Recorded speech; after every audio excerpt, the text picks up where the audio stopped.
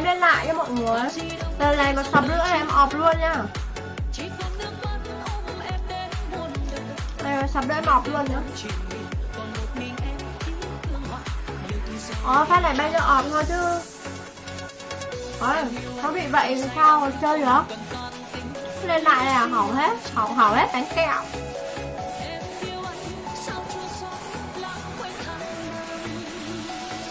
Ọp phát nữa rồi thôi đấy, khóc luôn đấy. Em Thái quyết định nhá. Chào Thái nha. Em cũng không biết là mạng bị sao nữa.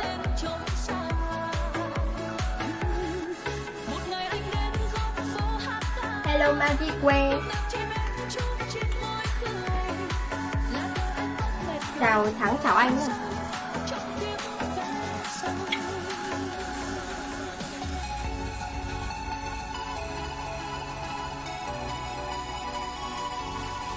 Ní hậu. Của em có ở Trung Quốc đâu. Em người Việt Nam mà. I'm from Việt Nam. Not China. Sập nữa lên TikTok comment chửi nô tiếp nhé. Hôm nay Facebook sập, em đều bị sập 2 phát sau anh đi quay. Hình như nó phải bị sắp sửa lỗi đến nơi rồi. Đây con nó bảo là không trộn sữa à.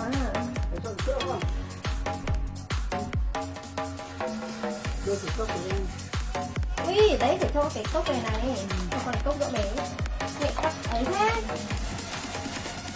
Đùa trông này. Đấy. Xấu thế. Sữa chua vậy, sữa chua ấy. Cái lại sữa chua Vinamilk ấy vậy.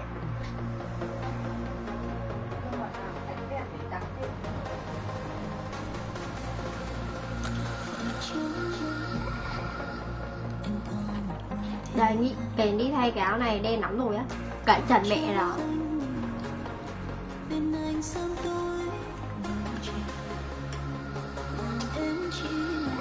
Làm vợ nhé không? Chào Nhật Nguyễn nha. Mạng hôm nay á, mạng nó bị sao ấy. Em cũng không rõ nữa.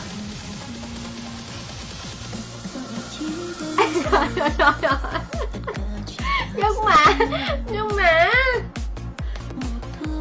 em là người làm. Người làm là em. Em làm thạch. Em làm thạch.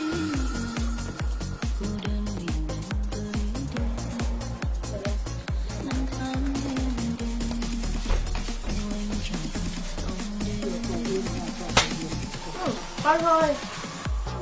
Con cho cái hạt đen con cho hơi nhiều nước. Con cho hơi nhiều nước. Xanh trắng này có dứa nhá, xanh trắng xa mà.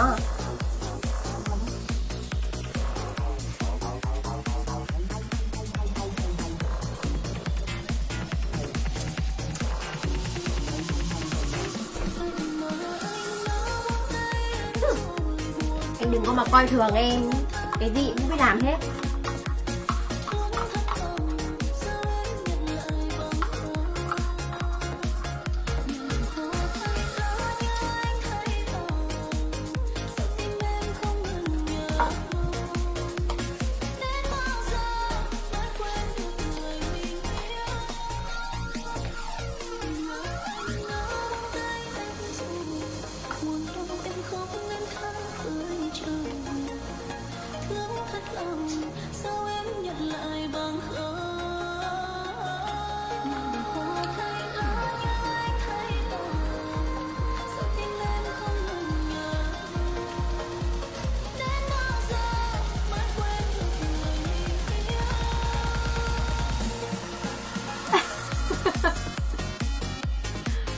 Đánh Huy Hoàng nha. Không cốc rộng mắng nó mới thích.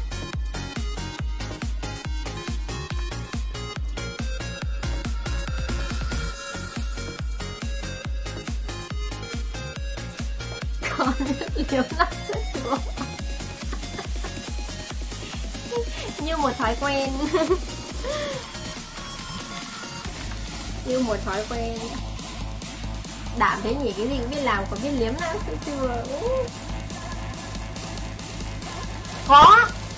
Ủa, em có bị sập á, em bị sập 2 lần rồi. Lần này là lần thứ 3 em lên live á.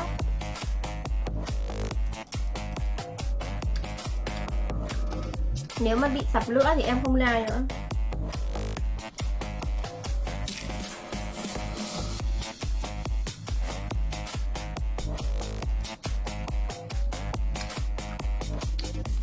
Em cho anh đi nhá.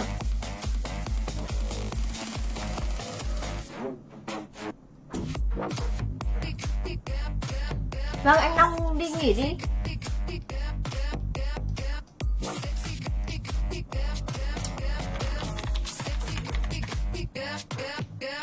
Không, cả bên ông Toạc cũng bị đấy. Hôm nay nó bị làm sao đấy anh. Nó bị dở trứng hay sao ấy. Em thấy anh Hải à, anh cũng bị 2 lần luôn á. Lúc em vào xem live của anh là anh đã bị sập 1 lần rồi.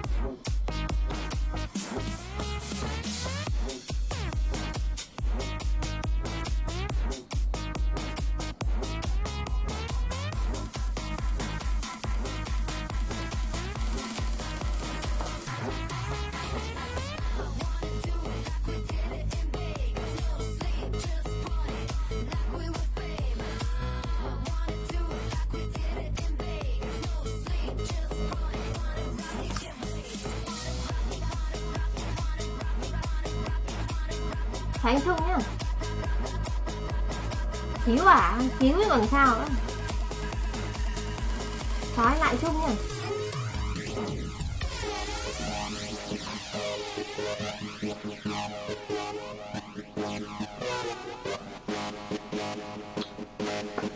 Hai đứa chúng mày nói thế này, anh Thao mãi đỉnh, em xin lỗi anh Thao ạ, thì không bị sập nữa. Ok nha, anh Thao mãi đỉnh nhá.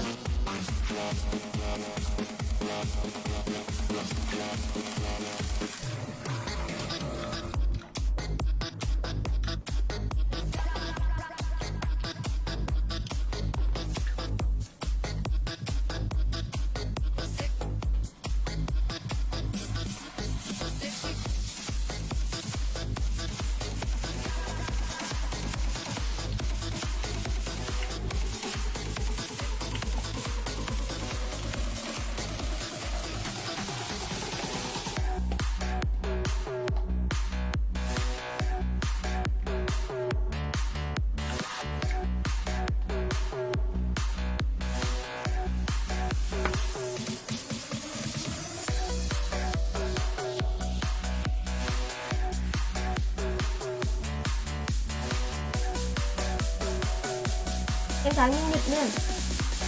Mọi người mới vào gì em xin một like và chia sẻ nha mọi người.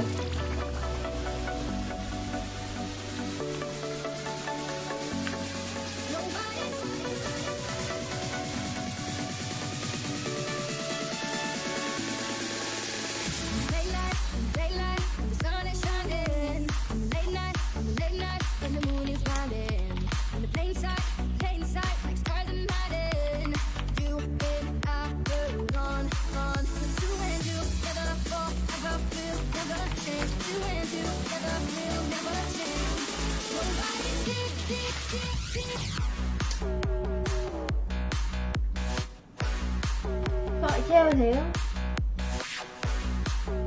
anh gọi cái gì, anh gọi cái gì, gọi treo gì, không nên thắc mắc là cái gì đâu. Chào anh Thắng Nguyễn nhá, hello anh.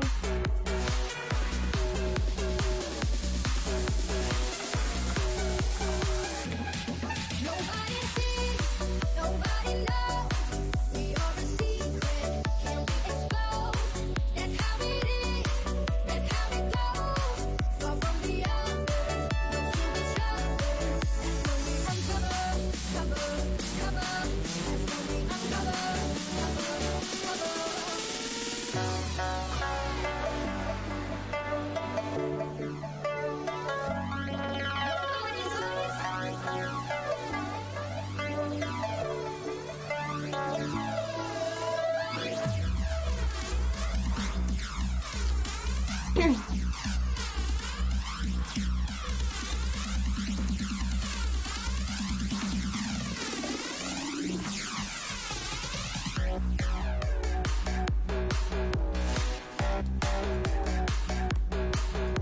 phải uống nhiều nước á, nhưng mà em uống nhiều lại phải đi đoái. Uống nhiều đi đoái nhiều á, lời đi đoái, đi xòe.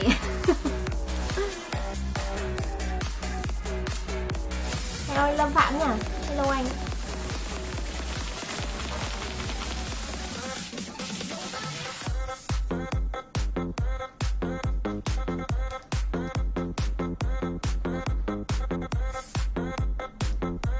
Anh bảo gì đâu, anh bảo giờ anh làm người yêu mày có được không, thế là nó ghen á.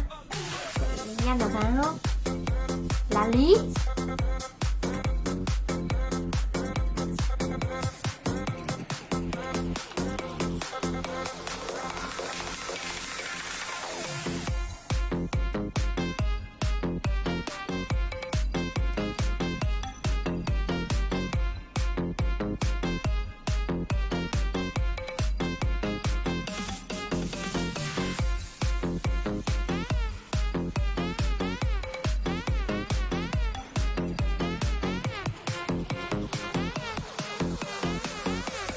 Trêu á, người nó hay trêu á. Nó định cho mày vào chùa ấy mà.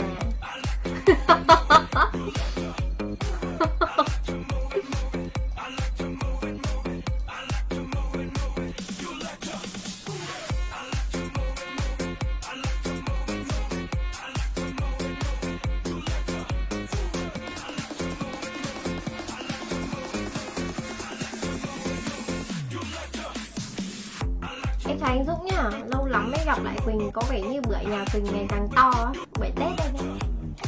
Để Tết đấy.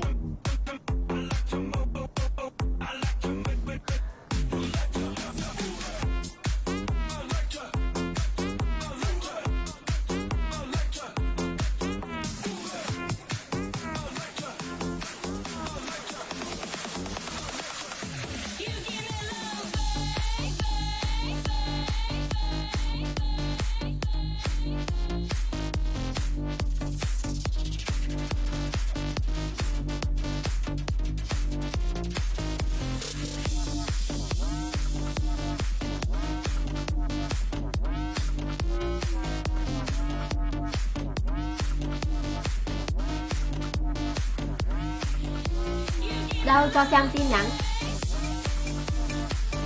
Cho em xem tin nhắn xem nào.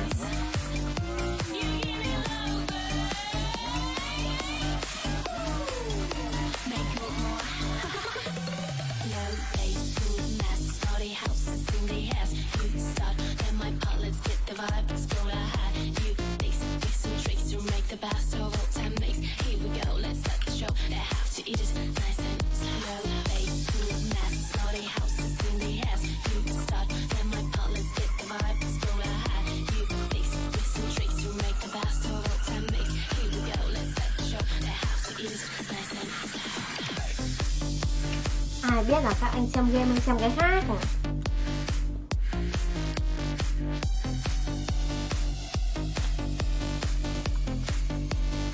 Tao xem vòng. Đây vòng này. Đây để em dơ lên cho xem nhé. Tao chạy show và đi chụp inbox cho đứa khác xem. Thế em bảo anh Long.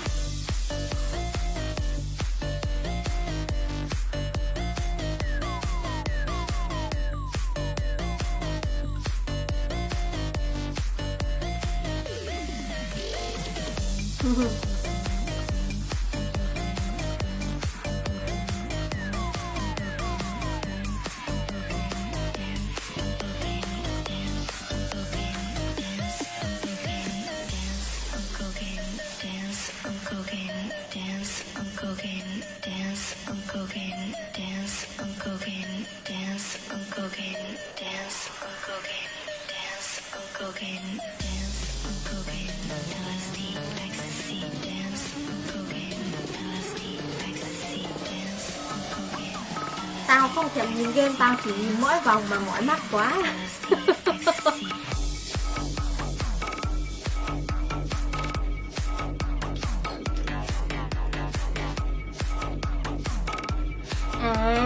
là thế à? Anh không để ý em chơi game à?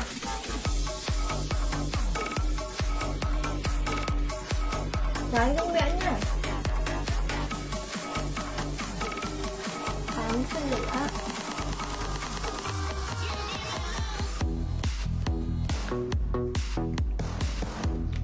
Hẳn là đồng quan điểm.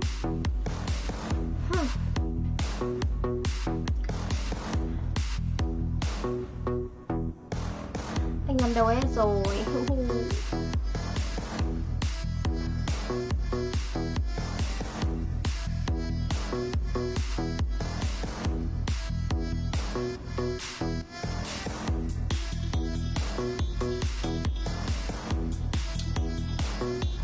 Mắt càng thỉnh thoảng đờ đờ nhìn xinh phết.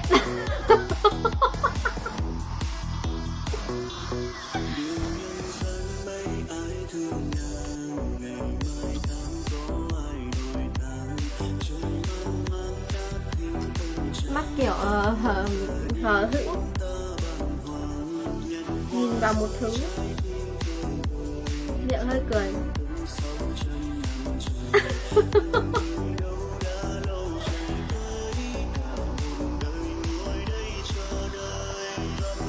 Không, thì ra mắt em hơi lờ đờ thật, tại vì em đeo kính.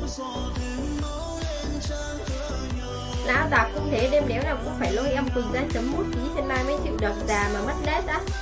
Có đâu, dạo này đâu có thấy lôi em lên like nữa. Vòng trắng thế, chỗ nào trắng?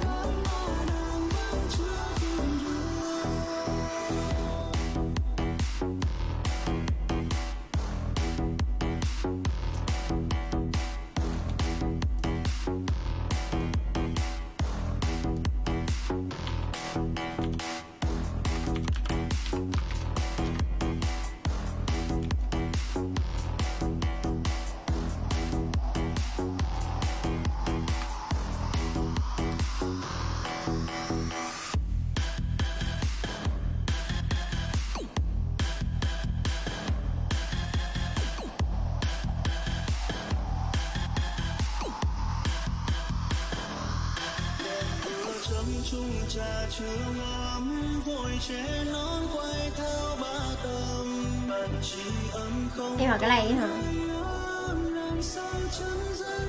Hưng không?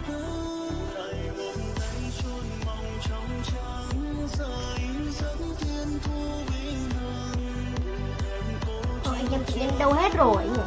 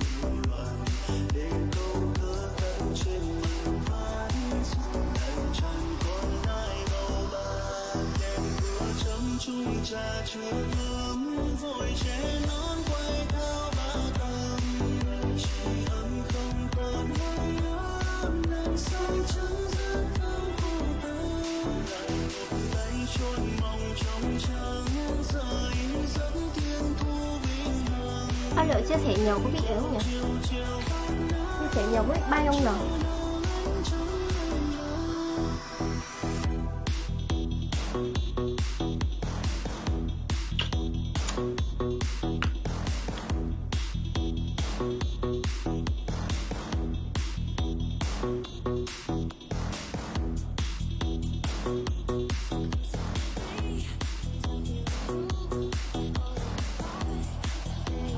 Đâu, sập like, sập lúc nãy rồi anh ạ. Lúc nãy sập 2 lần. Có anh Linh nhá. Nãy sập 2 lần. Muốn tán gái nhưng lại không biết nói gì cho ngầu, cứ đá với vòng trán các bố.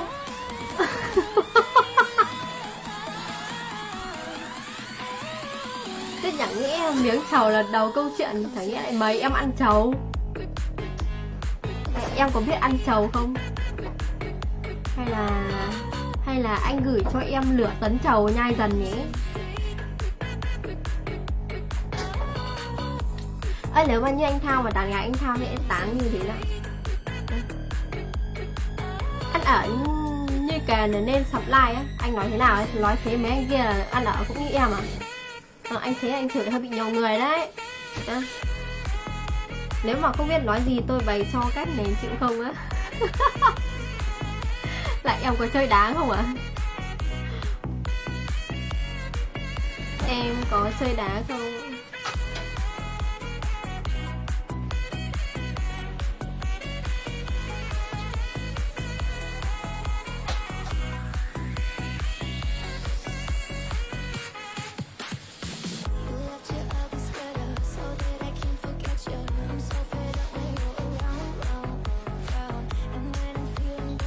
Mấy con này chứ bulimia vã vào mặt nó là nó sướng, thử đi.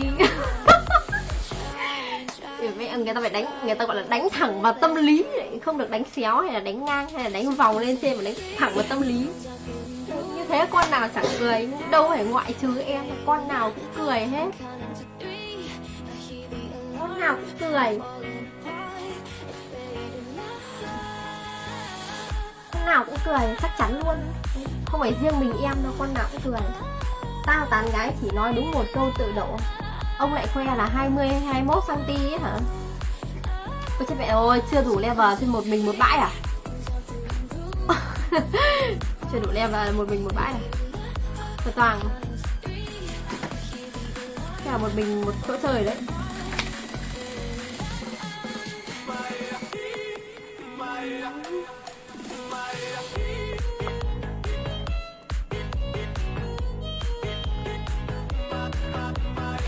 Ui xời, màu mà anh Đinh tin thì đéo là được.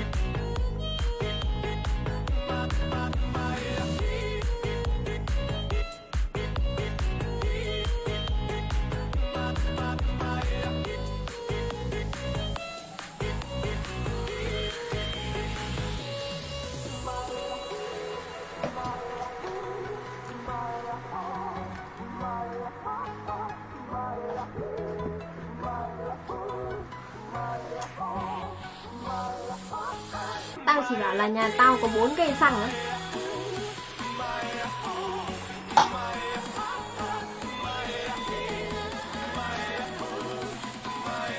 Mẹ xin phép anh Linh, xin phép toàn thể mọi người để em vẽ hết cái 4 cây xăng.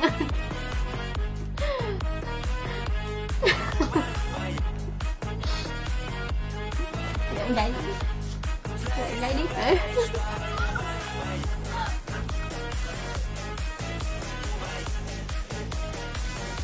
4 lù là gì ai biết? Anh hỏi 5 lít là gì em còn biết chứ.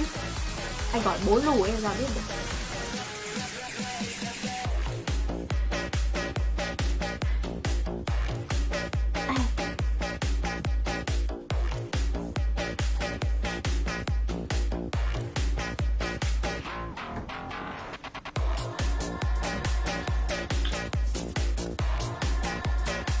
Mình cũng phải xin phép mình lịch sự, con người lịch sự. Lịch sự thì chưa đủ à?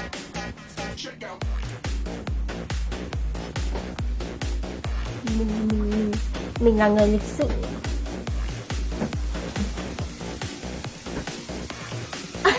Biết là 500 k. Thì sao á? Đấy giờ anh hỏi 5 lít thì em biết ngay đó như nào. Giờ anh hỏi 4 lù là gì em biết đấy. Ai biết 4 lù là gì? 4 lù là lú bồn. Bị deadline chỗ này, bị đít 2 lần đấy. Em bị đít 2 lần đấy. Trai hư anh không cần phải diễn, nhưng trai tốt là anh sẽ vào vai á. À thế à?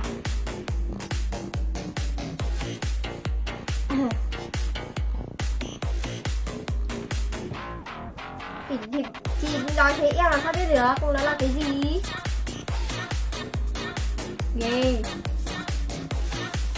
ghê, anh Thao xài tốt. 5 lít bây giờ có được 1 cân không mày á? 5 lít được 1 cân, nhưng mà cân gì? Ngủ cho sớm thôi em. Đằng lại cứ bảo đi ngủ. Homie đã gia nhập liên minh Homie. Homie ngủ gì sớm ấy. Thấy ai cũng than á. Rụng hết. Rụng như rụng bưởi ấy. Rụng như rụng tờ rứng.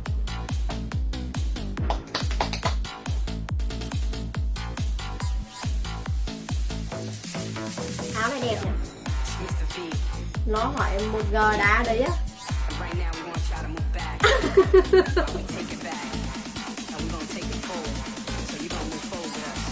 Mày em toàn mua chịu như em biết đâu ấy. Mày có biết tao nói ai và nó rồi gì mà ghê á. Ghê.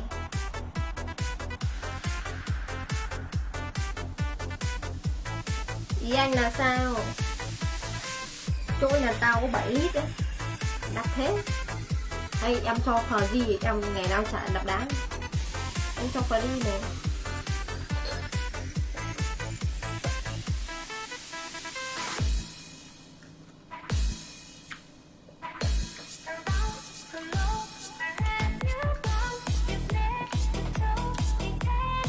Anh thấy em ngon mà. Em đừng mà lên.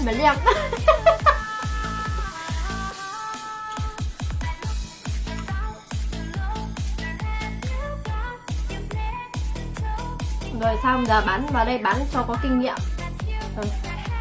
Giác hiểu kiểu gì. Đập đá xong có được đập mày không á? Không. Bởi vì em không phải đá.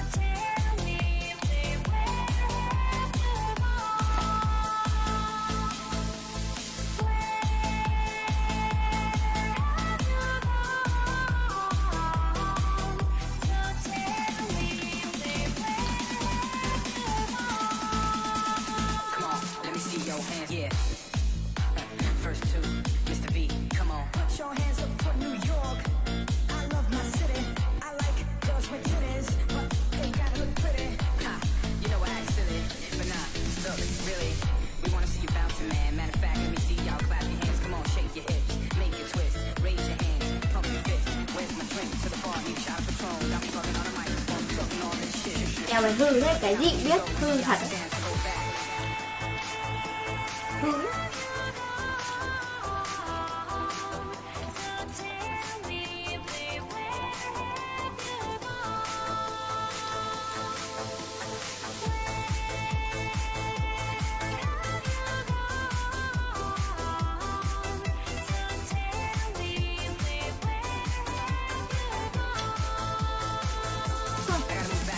Mẹ anh Linh đi mẹ khỏe nhá. Ăn mì tôm cẩn thận lợn khóc ấy. Ăn mì tôm cẩn thận khóc nha.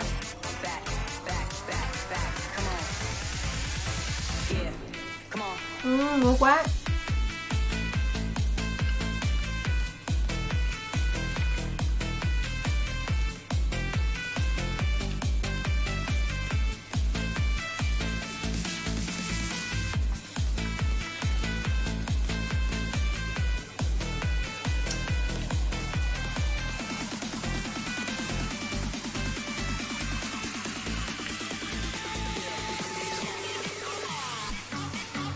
Không biết bao giờ mới được kèn đút cho miếng nhẹ.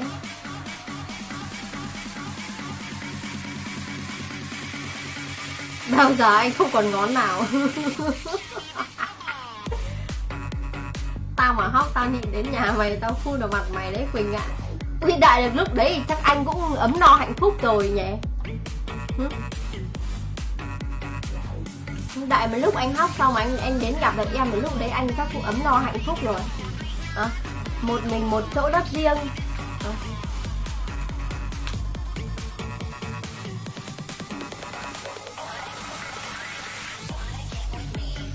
Đây là đéo chịu cày trên nó bắt đầu lại đi sợ kẹt, nó bắt đầu lại đứng à.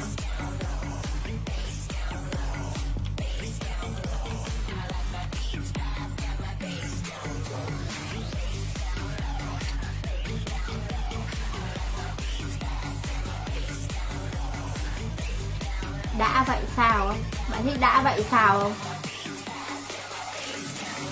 Thiên sư bạn. Tao không chơi bạn đâu. Bạn thích đã vậy sao?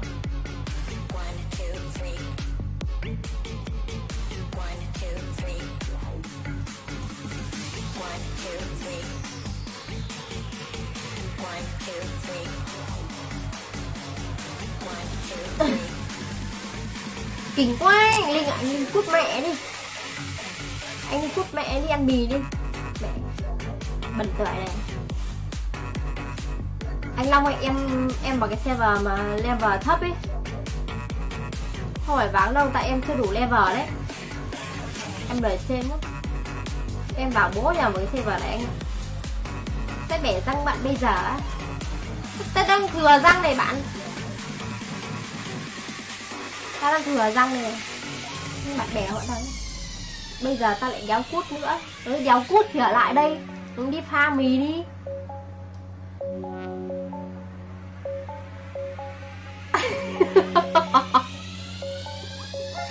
Anh Sàn muốn để điện thoại ra thôi. Thì anh là cái thằng anh thằng ấu dâm cái điện thoại à hả? Anh bị ấu dâm cái điện thoại hả? Anh sao? Anh bị máy.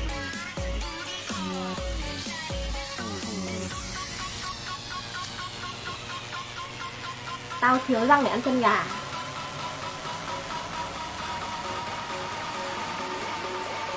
Vậy mai em sẽ mặc váy đen. Mai em sẽ mặc váy đen. Thái Tiến Văn nhá. Mà dây chuyền của Quỳnh hấp dẫn quá đấy á. Thế anh này đây để em dứt ra em nuốt dây chuyền đi.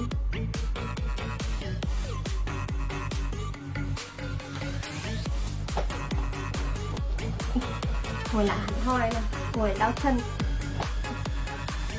Lần 3 bị ít à? Không, lần này lần like thứ 3 đây này.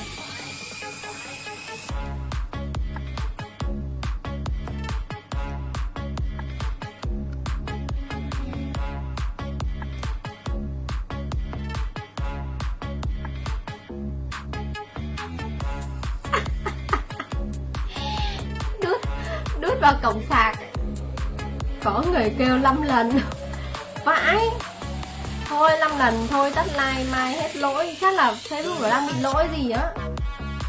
Chắc là nó đang bị lỗi gì thôi. Chứ không thể nào ai cũng bị sập như vậy được. Sao lại mày dám qua like anh nước dạo á?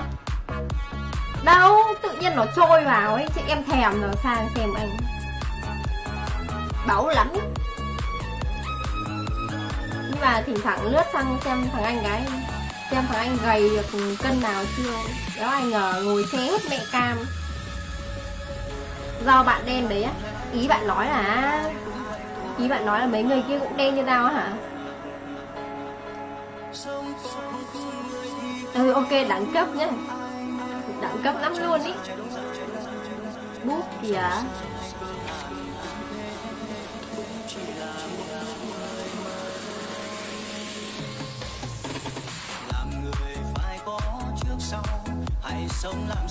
Mồi cho mấy câu các con vợ tuôn hết ra.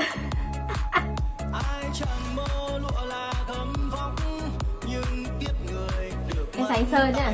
Thích cứ ngồi đây mà mồi đi nhá. Anh Khoai chẳng biết đủ sao anh Khoai sao đây này. Nãy em chưa đủ level lên đấy, đi bên kia đấy. Cần bảy nháy cơm 3 bữa gầy béo nổi á. Ghê vậy, nghe sướng quá vậy. Nghe sướng vậy. Không, em chưa đủ level ấy.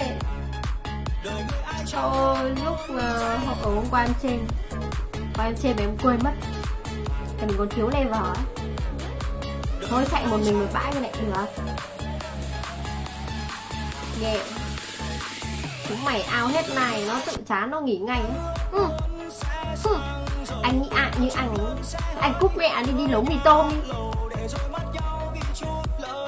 Ngồi lói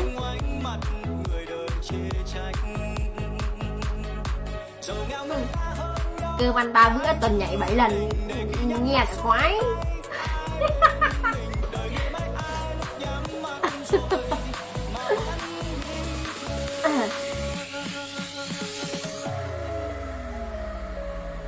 Lau nước miếng.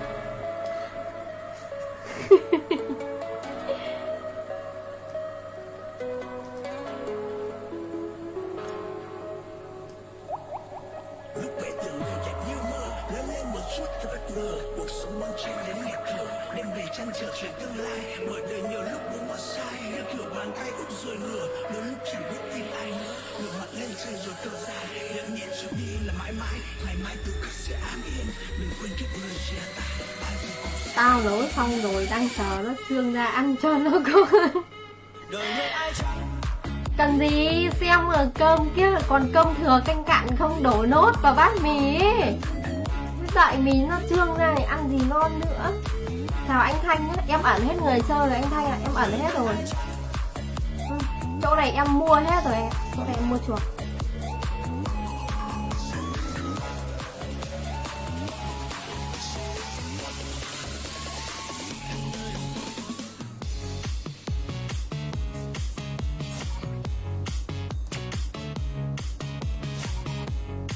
Cái nhặt nhọc đi á, nó ra kinh nghiệm chứ nó làm gì là nhặt nhọc.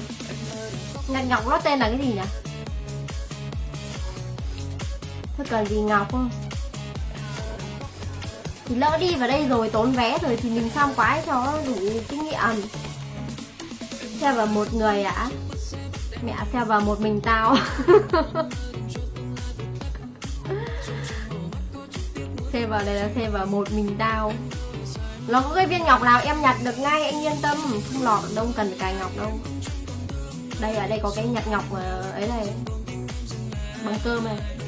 Tao lại không biết ăn kiểu ý sau mỗi 2 quả trứng gà với ít trâu thấy ăn thôi á. Rồi ăn sang mõm thế. Đấy là mì tôm của những người giàu đấy. Nhưng mà mì tôm của những người giàu khác. Nghe sang mõm nhờ. Ăn sang mõm thế, bảo sao chửi con em như mẹ như cái đài 50 ấy.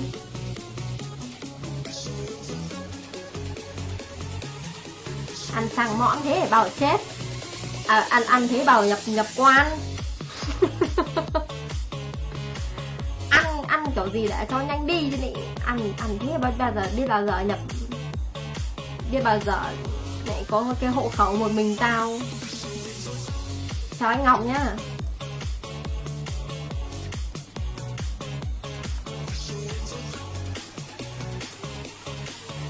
Anh Ngọc ăn cơm chưa?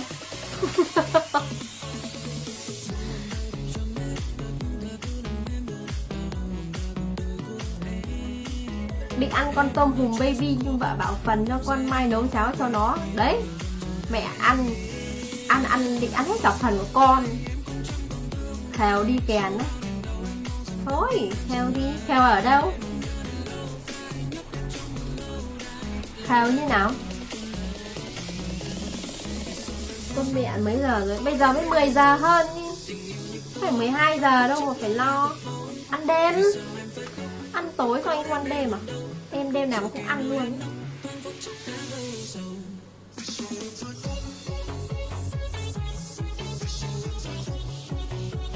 Vì sao em phải khóc? Vì sao anh Ngọc phải khóc?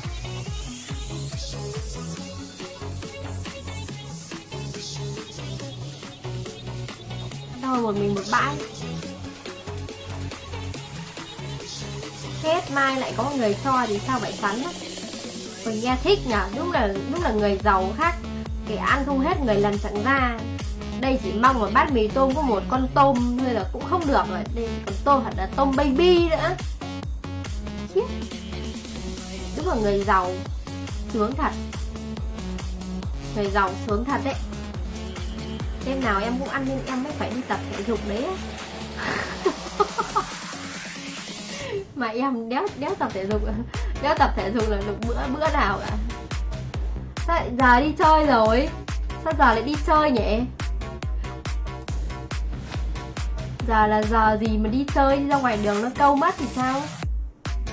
Chào anh Tuấn Vũ Trần nhá. Con mẹ anh 80 cân, anh thích 80 cân không? Như này cơ 80 cân, trông thon gọn này, trông mảnh mai này, trông kiểu úi giời ơi như này mà kêu 80 cân à? Hả? Mắt con mắt nào của anh là nhìn em ra em 80 cân này để em móc nó ra cho. Không, tại vì em supply mấy lần rồi nên là các anh ấy đi ngủ rồi. Đéo chơi game. Đéo chơi game nhá, ok, đéo chơi game. Tao đéo chơi game đâu. Tao chơi game tao bị áp lực lắm, tao đéo chơi game này. Tao đéo chơi game với bạn đâu, tao chơi một mình.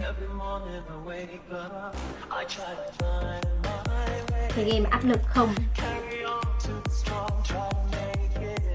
Hai quả núi là 4-5 cân rồi, núi gì núi Sóc Sơn à. Trông nhìn là tao sao cũng phải dưới kia mà bạn 80 cân. Là tao sao cũng hòa mới vãi lìn chứ. Đó hiểu kiểu gì.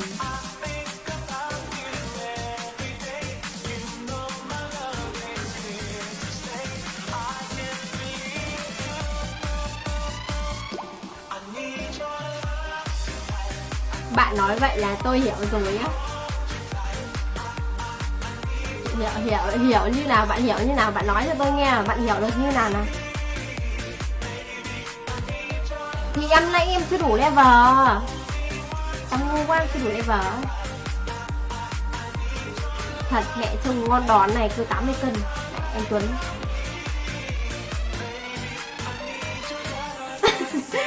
Điên là lúc đấy em gù con mẹ lưng rồi. Trở thành chế độ còng rồi, chứ đéo thể là gù nữa, còng mẹ lưng. Gú con nào 4-5 cân. Dã man.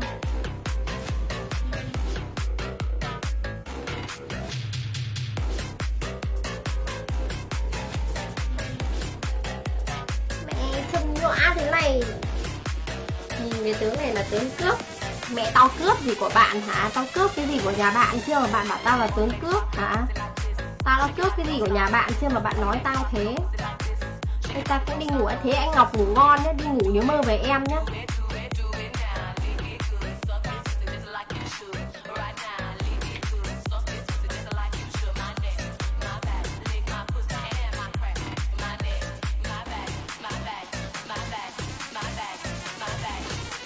Cháu ngưng động thời gian nhanh hết đâu anh.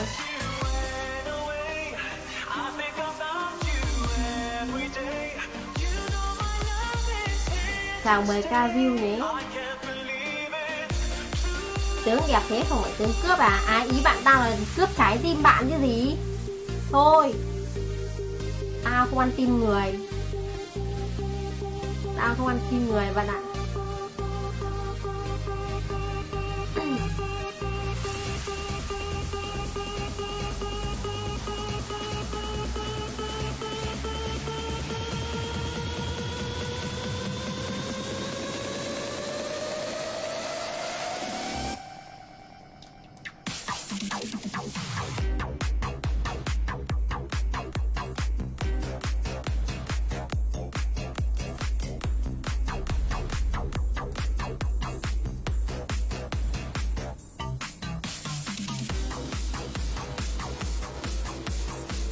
Ví dụ mà hai hòn nó nặng 10 cân.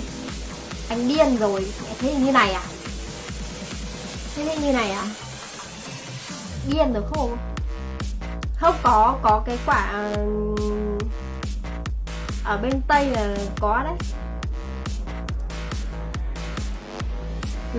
Lấy vú đập nát quả dưa hấu. Có ở chương trình cái gì của bên Tây à? Cái chương trình gì mà tìm kiếm nhân tài ấy nhỉ? Nó tên là gì nhỉ? Tự nhiên quên mất mẹ tên của cái chương trình đấy. Mà có 4 cái ban giám khảo xong rồi đánh dấu X ấy, đấy là cái chương trình gì nhỉ? Got Talent, Top Talent cái Got Talent. Đấy, ở bên Tây đấy có bà ấy, lấy vú đập nát quả dưa hấu, cầm quả như thế này, như thế này. Eo ơi, nhân lên rồi đập xuống nát quả dưa hấu. Dã man. Vú đấy mới gọi là vú ý. Quả đấy mà thôi, quả đấy mà quăng vú vào mặt chồng thôi chấn thương sọ não. Hãy cho ra đúng. Chọn ra đúng vậy.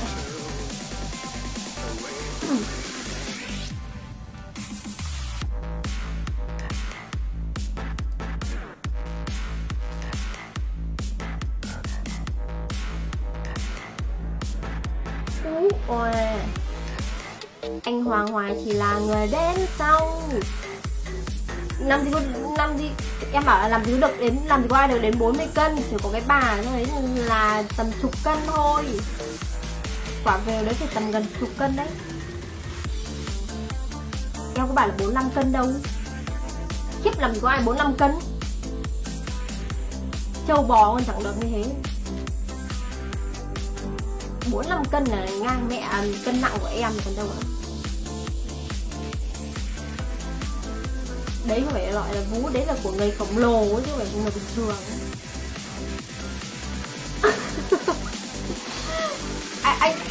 Anh Tuấn đi thi hả? Anh Tuấn đi thi đúng không? Kinh đấy, em sẽ là người ủng hộ anh đầu tiên. Kinh đấy. Lấy củ đập lát cháy rồi khô.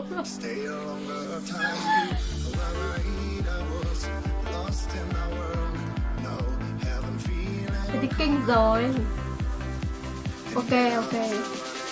Gọi mày ta. Lấy cu đập lát cháy rồi khô ạ.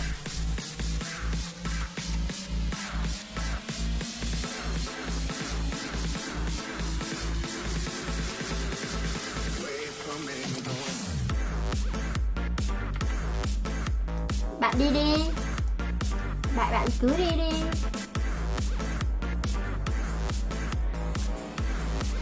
Anh ngủ đây á, anh Hùng ngủ á. Đi ngủ thì mơ về em nhá.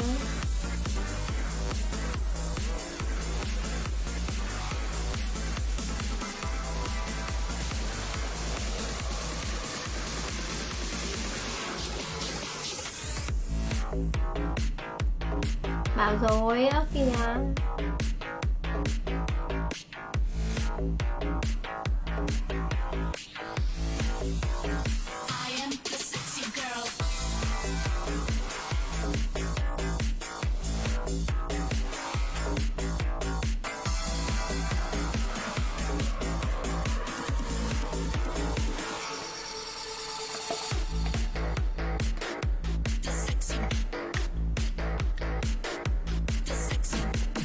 Thế anh Ninh đi xem đi. Tài xỉu cái gì ăn được thì cứ donate em, thì cứ lọc lá cho em cũng được, em tin.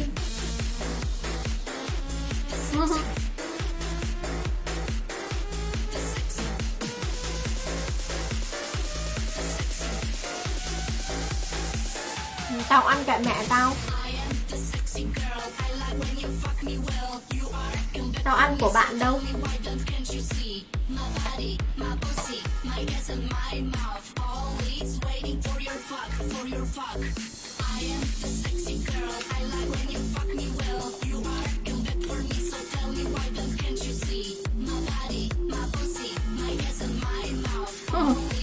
Mình lá trứng khô hay lá trứng ướt, em chỉ cần tấm lòng của anh là đủ. Ăn nhiều để cho vú nó to ra.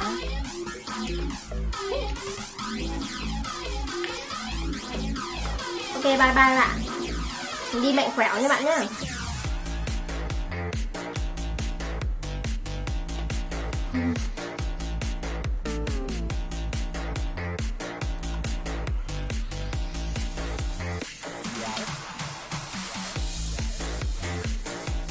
Anh có thích cái nồi không? Chào Phước Thịnh đây.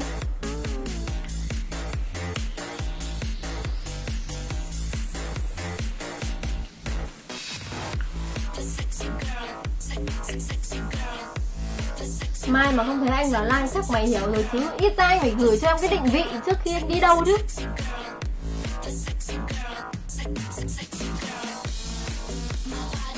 Phải gửi cho em cái định vị chứ lại.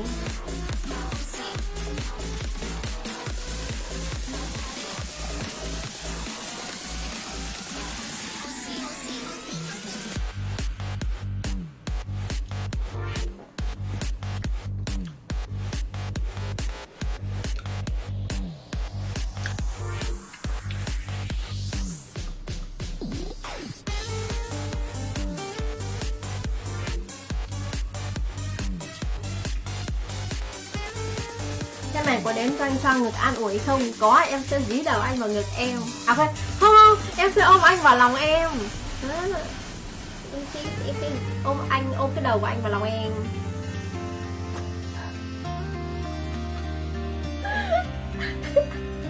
Được chưa, được chưa?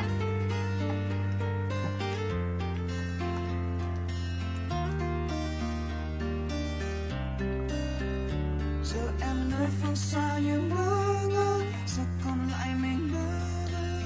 Bao nhiêu mộng mơ rồi tan biến đâu ai ngờ. Tình yêu trong anh trao em mãi mãi, thật trở về vội bên anh. Yêu thương còn đây mà đôi mắt kia hao gầy vì ai. Sướng không nói nên lời. Anh thích sự nhầm lẫn ấy.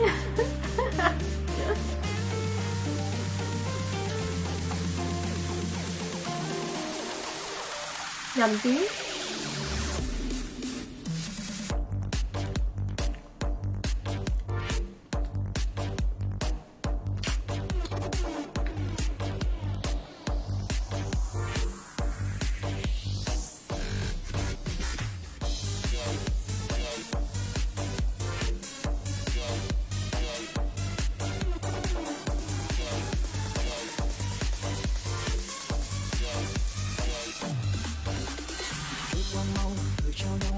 lo âu, chỉ biết không bao lâu bao nhiêu buồn đau chung giấu.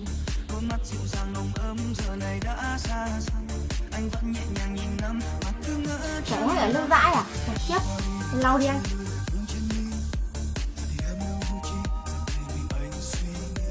Anh biết rồi ngày lại đến ngày lặng lẽ đôi bên, anh biết tình mình là hết và anh sẽ không quên. Giờ em nơi phương xa như ba lá chợt văng lại mình bơ vơ, bao nhiêu mộng mơ giờ tan biến đâu ai ngờ. Tình yêu trong anh trao em mãi mãi, chờ đến mỗi bên anh. Yêu thương còn đây mà đôi mắt kia ao đầy vì ai.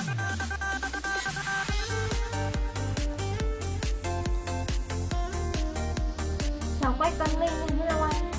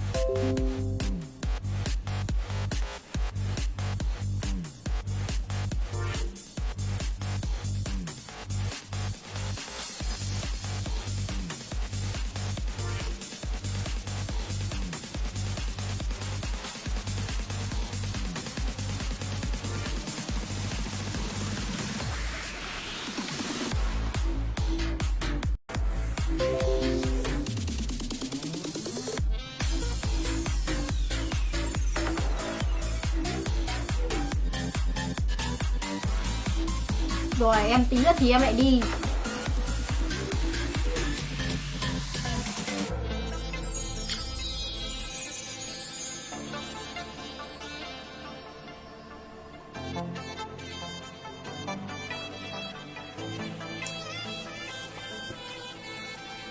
Còn lại gì bên anh ấy giờ thì ta đã xa nhau trên từng cây.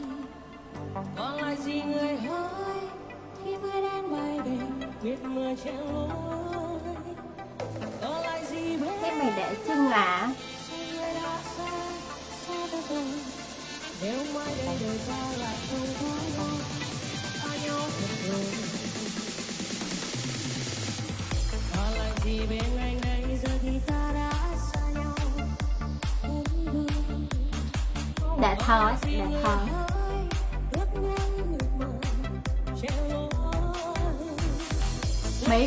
Mấy cái thằng mà mấy cái thằng gọi là mấy cái thằng nó không biết gọi là thương hoa tiếc ngọc, mấy thằng mà nó cứ nghĩ là phải bóp, là phải nghiến răng, là phải cắn ngã, là mấy cái thằng là không biết thương hoa tiếc ngọc, không biết giữ gìn gọi là của mình ấy, nó nghĩ là của mình thôi nên là nó muốn làm gì nó làm. Mấy cái thằng như thế là không nên có, không xứng có.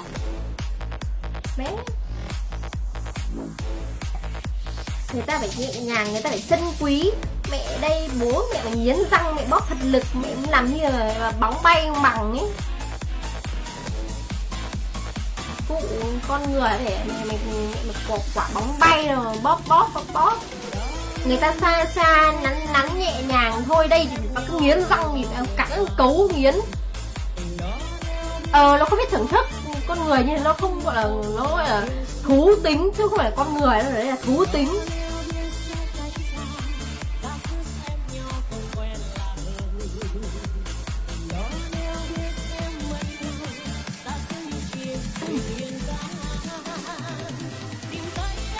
Không biết thưởng thức đúng không anh nhỉ?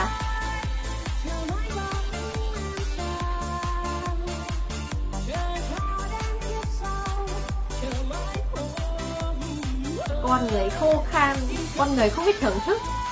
Mẫu này hơi lâu anh ạ.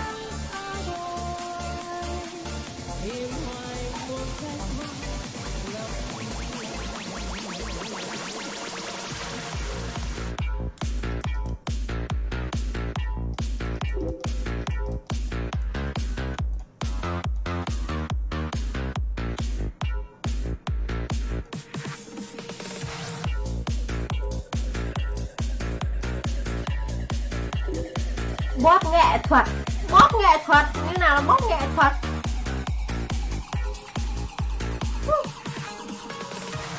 Bóp nghệ thuật. Mẹ cái lúc mà ông mẹ đỉnh điểm rồi chắc ông lúc đấy ông còn nghĩ nghệ thuật.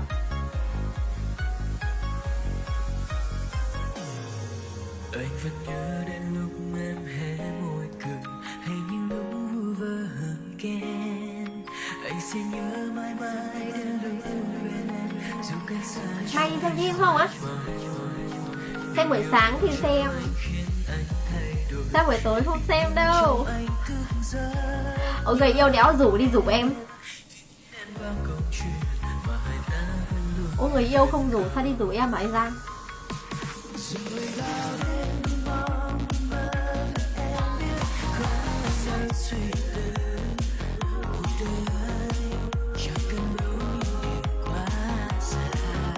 Mà đi ngủ mà đéo ngủ được.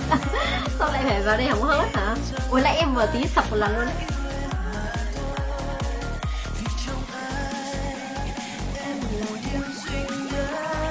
Lúc đấy Quỳnh nói vậy chứ anh làm mạnh mẽ nên em xem nào á. Đéo ai xem sáng. Thế chẳng biết người ta xem tối à? Xem chỗ mịt mù à?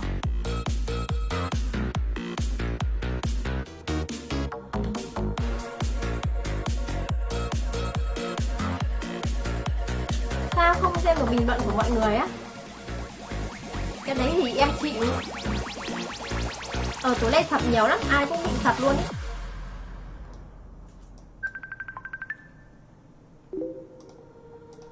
Dành cho em ngàn câu ca và thương yêu đó, dành cho em tia nắng ấm cùng bao cơn gió. Em thấy anh Đức nhá.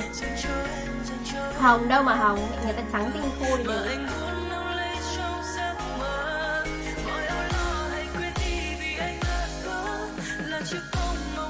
Ủa nhưng mà anh Giang sao đéo rủ người yêu đi xem phim hả?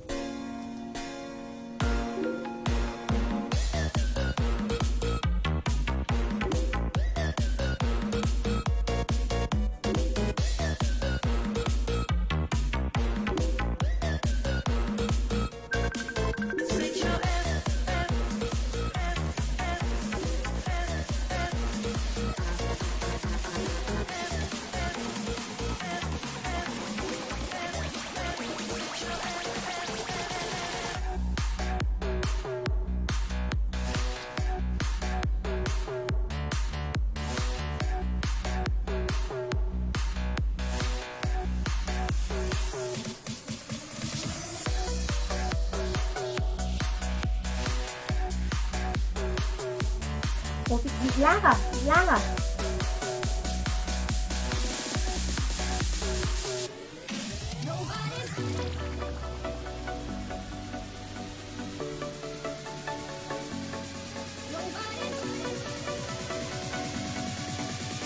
ở đây rồi, đừng lo lắng gì cả.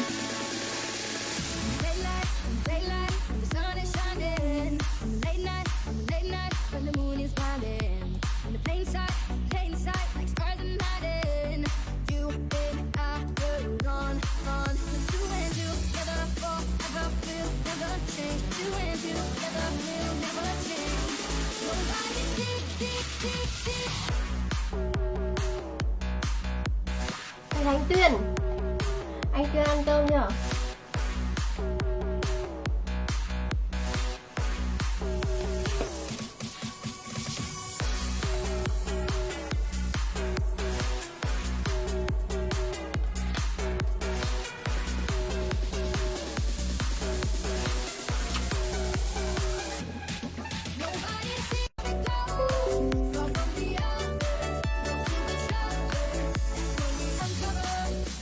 Nào nó có bị làm sao ấy.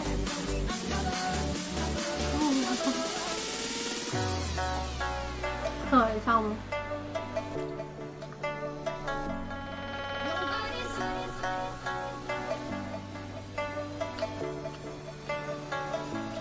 Béo dạt, béo khỏe, béo xinh.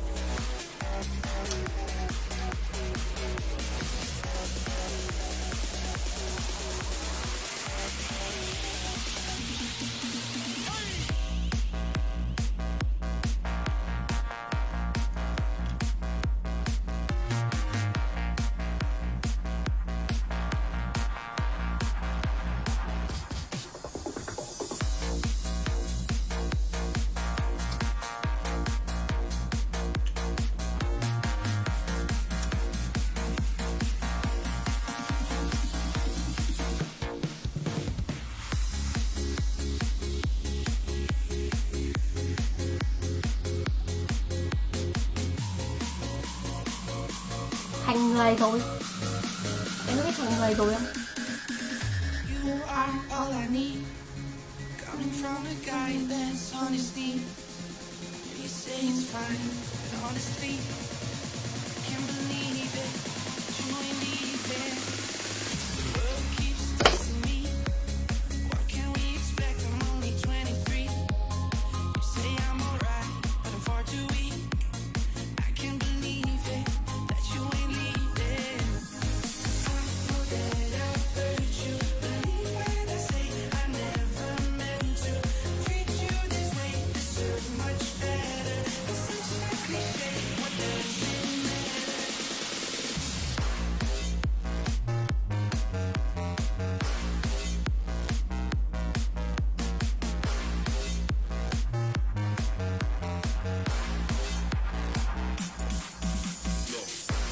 Quỳnh hai em đi thuê ấy.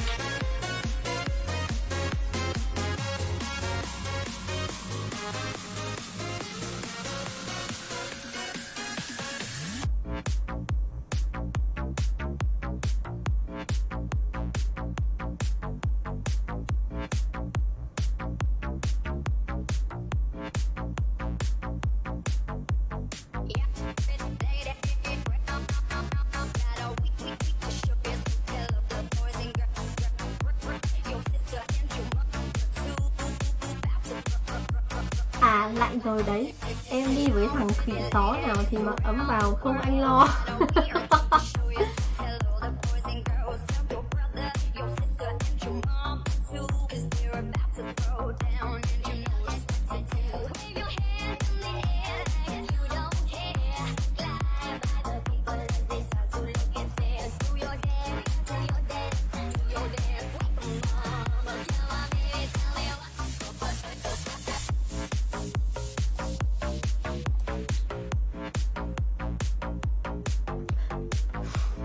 Hốc rồi anh, hốc lắm thế.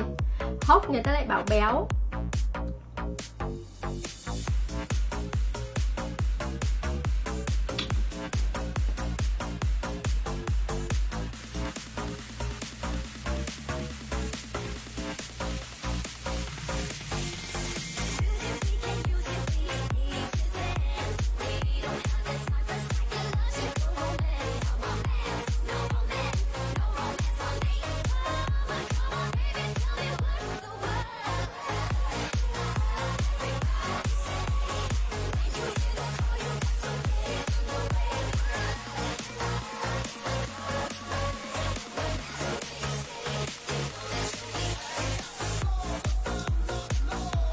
À em nhớ rồi, em nhớ rồi.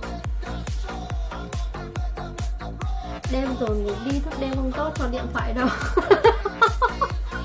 Cái lùng mê. Ảo thật đấy.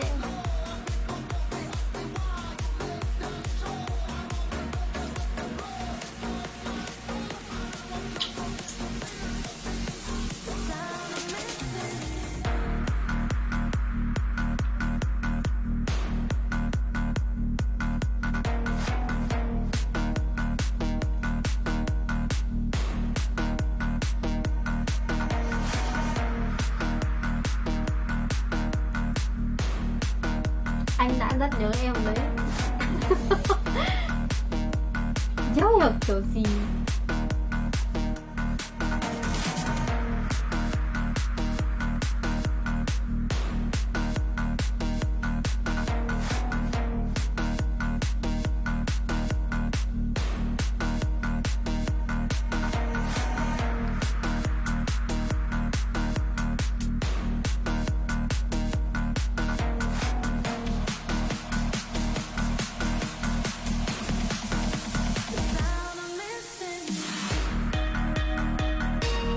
Em cũng rất nhớ em.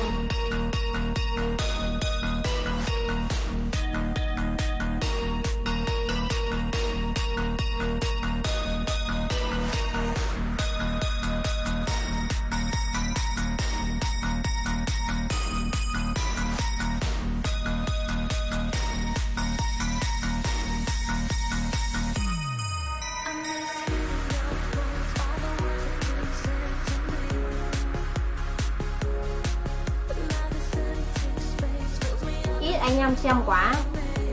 Mẹ supply 3-4 lần. Nhưng mà cái đấy sao anh phải quan tâm nhỉ? Ồ anh khi anh xem là anh phải cần có người xem cùng hả? Giống như kiểu bọn trẻ con ấy, đi đá là có phải mẹ dắt đi đá cầm phu cho ấy hả? Hay như nào? Anh thế là anh bây giờ anh phải xem live ở cái chỗ nhiều người anh mới chịu được à? Hay sao? Anh thiếu thốn đúng không? Supply mẹ 3-4 lần bố cái Facebook nào ấy. Các anh từ đầu là em đã ít like rồi, like game này nó đã ít người xem rồi. Còn muốn nhiều like xem nhiều người mắt xem để xem sang bên khác thì đông mới vui sang bên khác.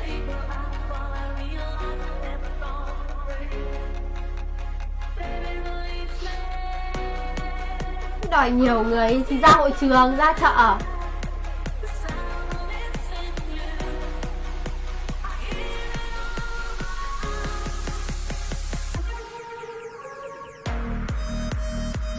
Một mình tao xem là đủ. Đúng rồi, một mình anh xem là đủ rồi.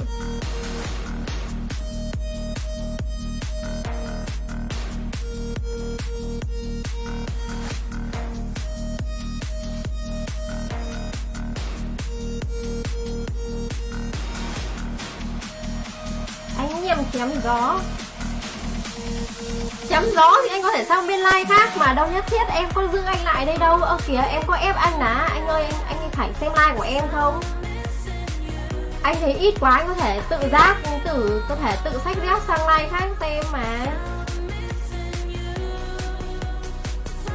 Đâu có nhất thiết là vào xem một cái live một con game mà còn đòi xem nhiều like. Đây có phải là Free Fire đâu anh.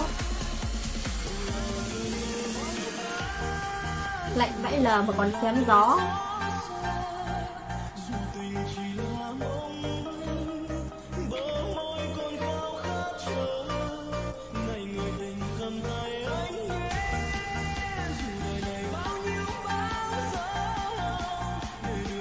hiểu á, ông có chém gió là về ông nào ở trong này hay không mà ông đòi đông mới vui, ông có nói chuyện ông có quen ai ở trong này đâu mà ông đòi đông mới vui. Kiểu gì có tương tác, ông có quen ai ở trong này đâu.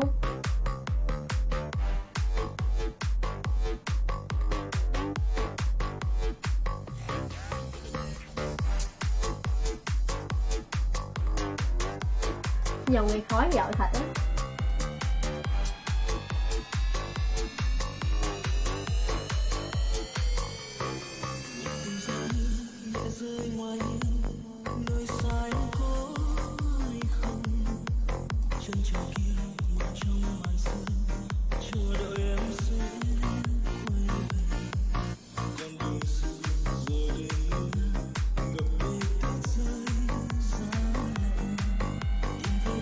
Đợi bao giờ em like thấy file đã nhé. Rồi em like sai file đấy.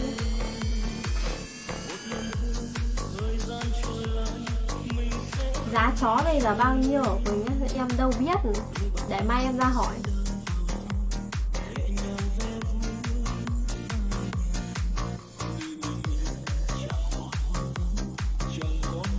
Đổi đó, đổi đâu thấy nó ra đâu. Được 3 viên này.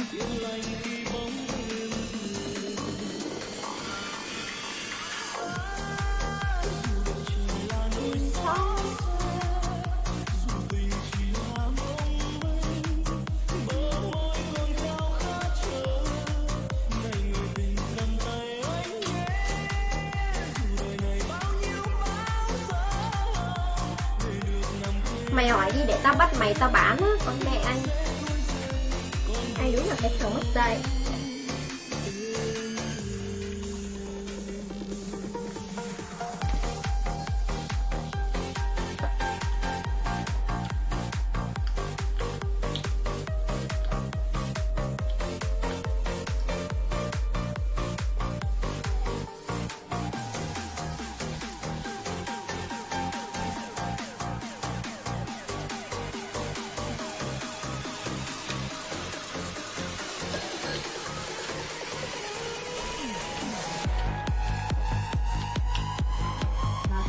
Ngọc có một tí đi đập được cái đồ nào.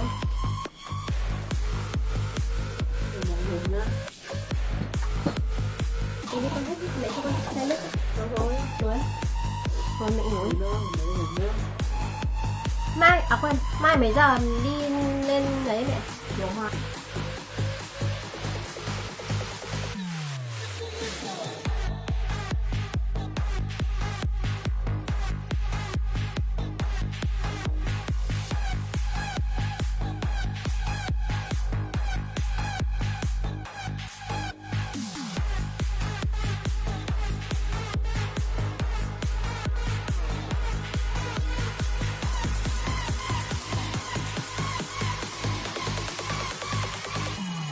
Trees are right around.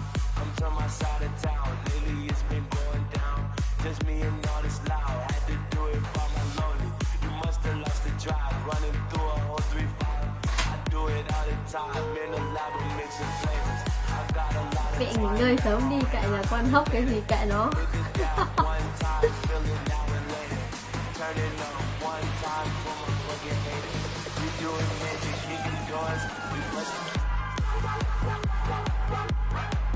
Cháu lên kéo nhá.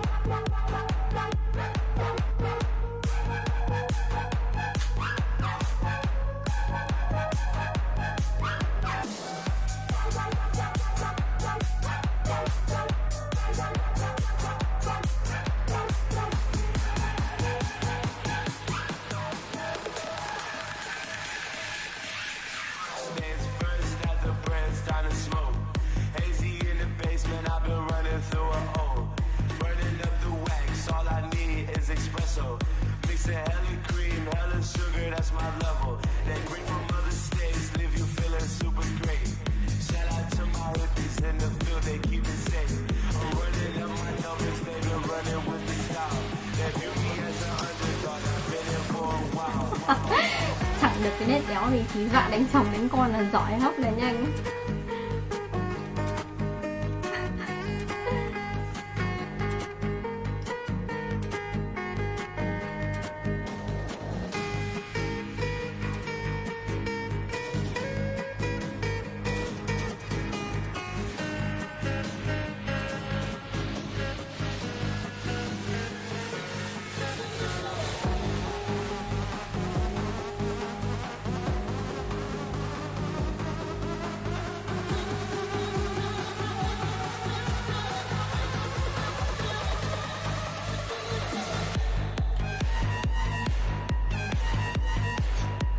anh Tuyên.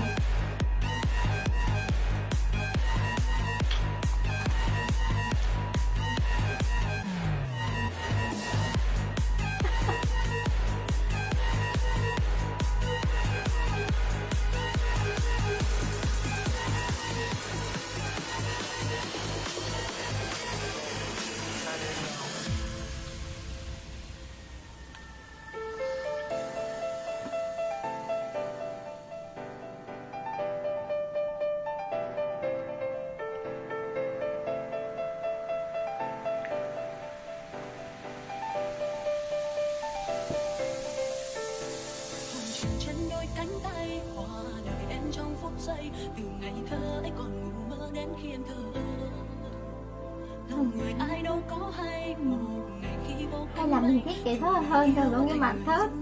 Cái còn quầy thương em mơ mãi nhói nhói đôi mắt quăng mây đêm thương sau mùi dạ lý hương vương vấn mắt bên thềm đời phiêu du cố tìm một người thật lòng dòng trời mênh mông anh nhớ em chim kia về vẫn có đôi sao trong số phù thề em ơi đừng xa cách tôi chẳng cố níu em về bình yên trên mái nhà tình đời ngược dòng em còn bên anh có phải không trời ban ánh sáng năm tháng tư sáng ai về chung lối người mang tia nắng nhưng có sao còn tâm tôi một mai em lá bước ngã trên đời thay đổi nhìn về anh người chẳng khiến em lẻ loi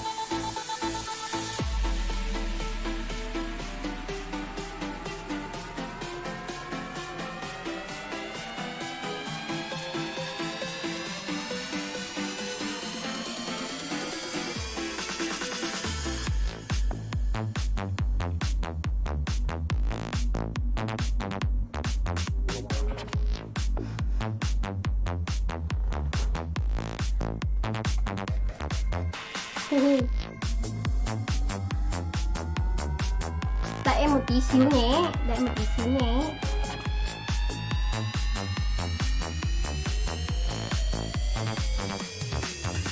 Mình qua sông con đường về nhà một em ơi dòng người vội vàng giờ này tình ơi em ở đâu rồi lặng nhìn bờ vai xuống từ đầu mình hỏi rằng khó chúa đừng lòng chặn đường giờ đừng đi vì câu hứa trời ban ánh sáng năm tháng tư sáng ai về chung lối người mang tia nắng nhưng có sao còn tâm tôi một mai em lá bước ngã trên đời thay đổi nhìn về anh người chẳng khiến em lẻ loi Chào vô tâm nhá. Quỳnh tròn đấy chứ không nghe Quỳnh lại méo.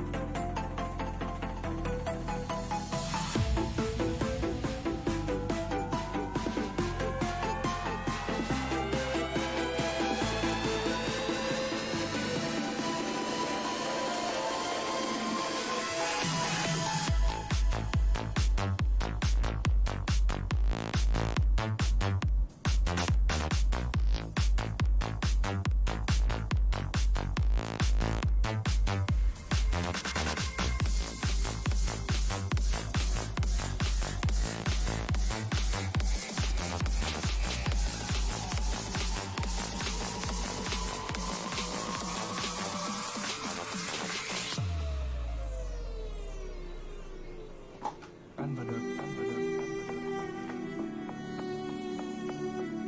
Bạn chơi gì mà căng thế? Em chơi đỡ. anh và đợt Không phải, người ta chưa thích có người yêu nữa kìa.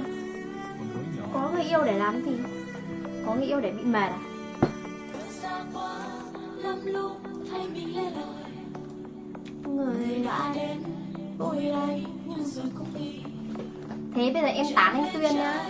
tìm thấy cơn mơ còn cháy nồng nhiều đêm trắng xóa bay đâu như câu gió đầu mùa em vào đời từ cao tầng anh vào đời từ mái lá em vào đời bằng náo nhiệt anh vào đời bằng âm thầm và đời vẫn vang đỏ, và đời vẫn cha. Hay bị ghẻ đít lên không có người yêu á. Chắc thế. Chào anh Dũng nhá. Có người yêu mùa đông cho ấm á. Anh sợ hơi mùa đông thì chỉ cần chăn bông là đủ rồi. Chỉ cần chăn bông lại nhiều tiền là đủ rồi. Không, em không bán bưởi Tết. Một mình tao còn chưa đủ. Xin theo anh em, tao phải về lấy vợ. Quỳnh đồng ý rồi. Rất là ngáo.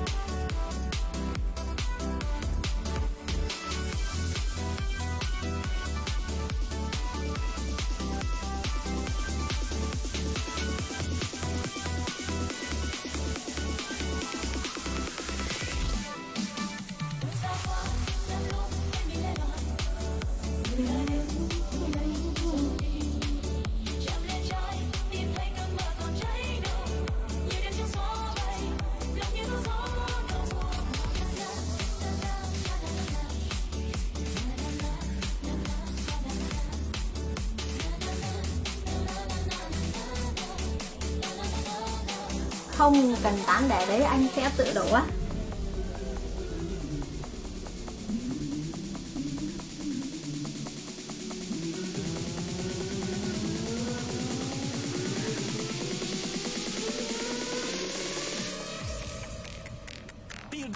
Feel the bass.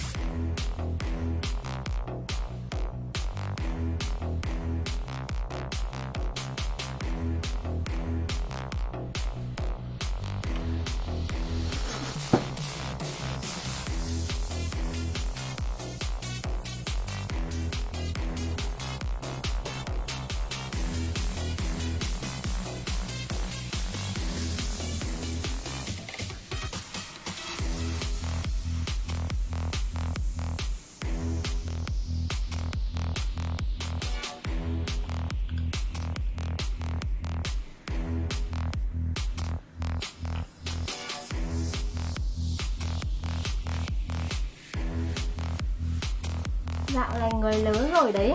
Ô, anh Tiến à? Anh Tiến không bịp à?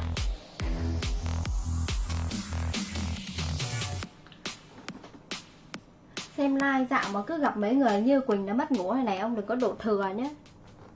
Để tôi bắt, tôi túm tóc, tôi dí đầu ông mà xem live à, hay như nào? Đánh cho trận bây giờ.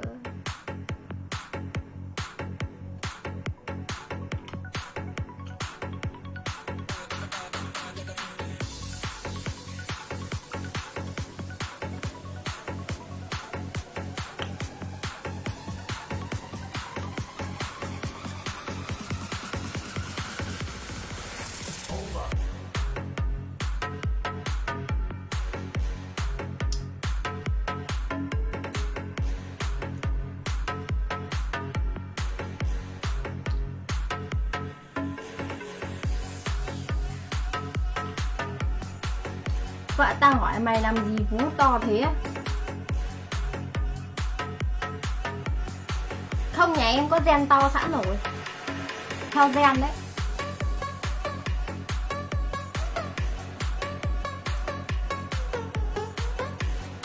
Chứ không mất một đồng tiền nào đâu. À mất 60.000 kéo lót. Mất 60.000 cái quang treo thịt. Mất 60.000 để mua cái quang treo thịt nữa. Đó. Còn đâu là nhà em có gen to sẵn rồi nhá.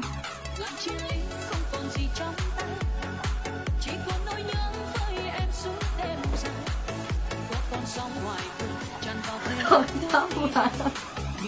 Mẹ cho lon sòng sọc ra đi. Trời lọc đường sọc thế.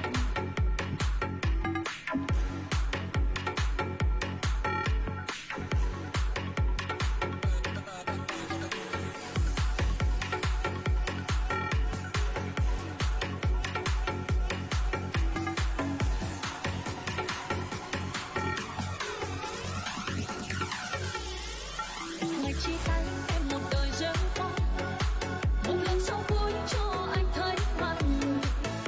Cuộc sống vẫn tiếp nối vắng xa, em sống vô chừng. Còn gì đâu khi dòng đời chia hai, chỉ còn nước mắt ôm em đến muôn đời. Những đêm tối chiều Mẹ kiếp thế, hôm nào mày cho anh bóp test thử xem hàng view hay phết được không Quỳnh á.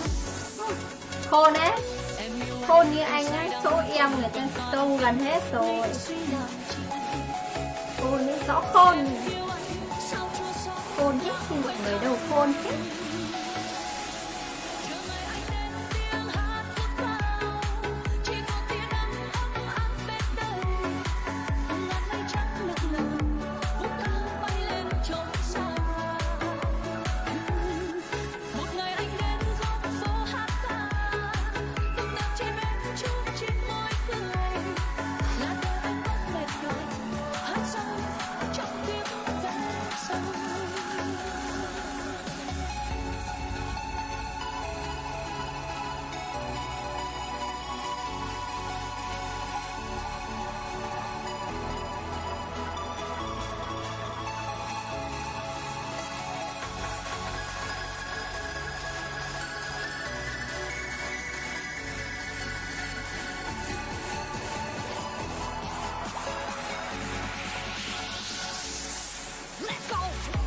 Bữa này để trưng thôi á. Đúng rồi, bữa này chỉ để trưng thôi.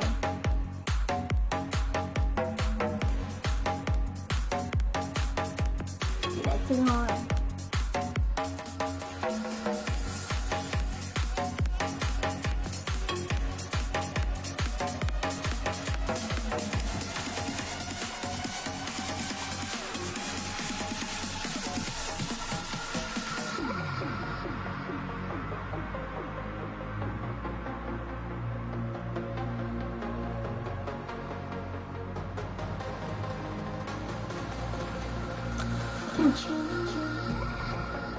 anh có một ai thế thay,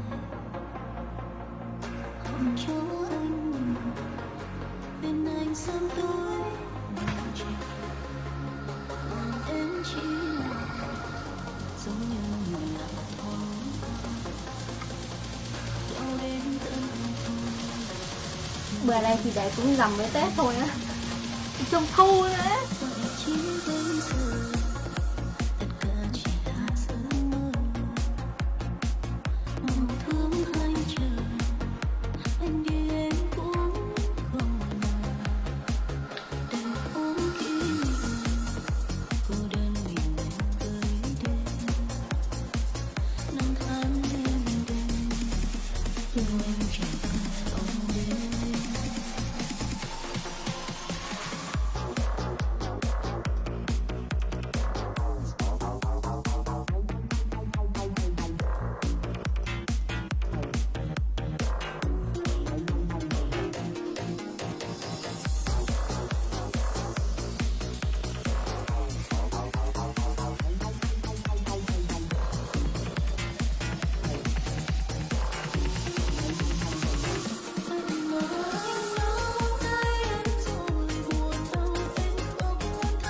Kỳ ra linh đơn, linh đan, kỳ ra linh đan cho anh Đức nếm thử linh đan của con gái như nào. Ăn là bất tử luôn, ăn nó đẹp trai x10.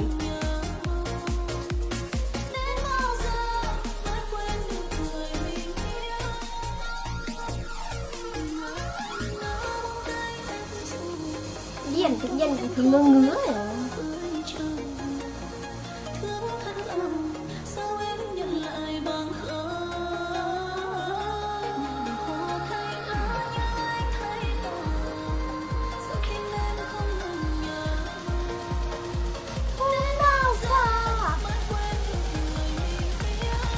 Thế là đến bao giờ mới quên được người mình yêu.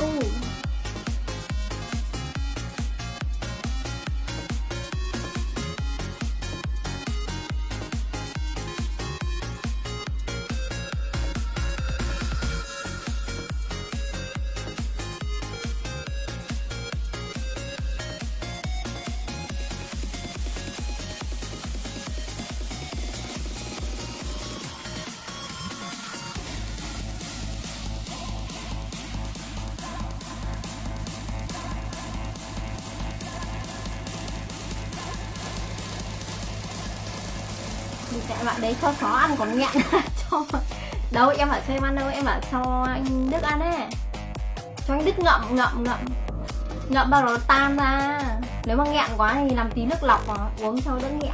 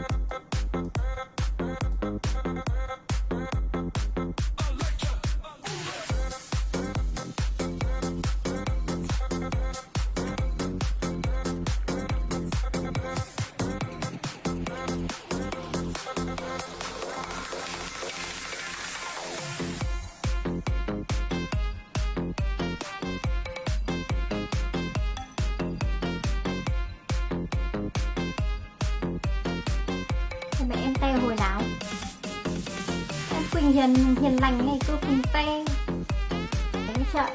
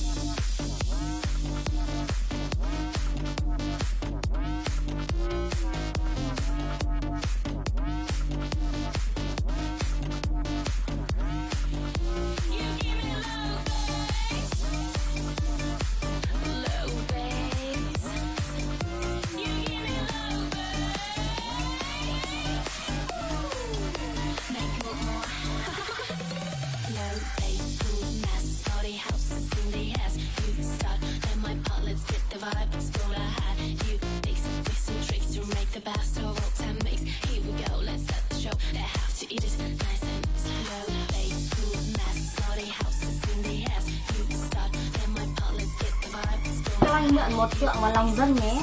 Tất nhiên là không rồi, cho anh biết lê nhé.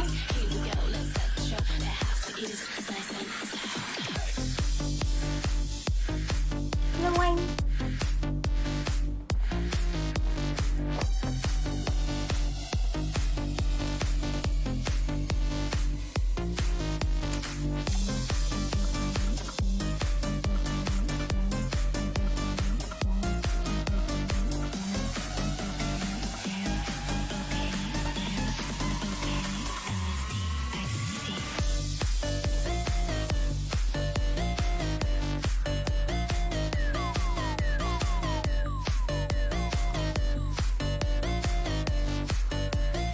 Thôi nữa đi mà. Ý anh là thế, ý em là thế. Thôi nữa đi mà.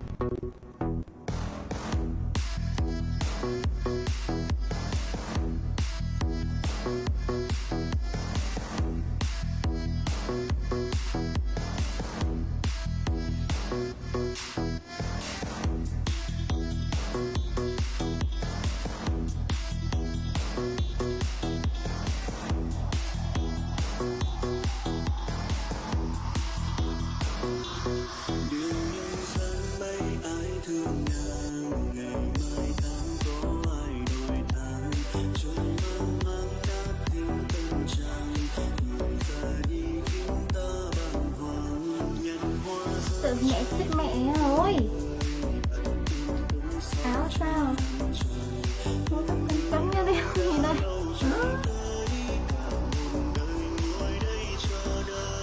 Anh Đạo vào kéo hộ em cái áo ấy.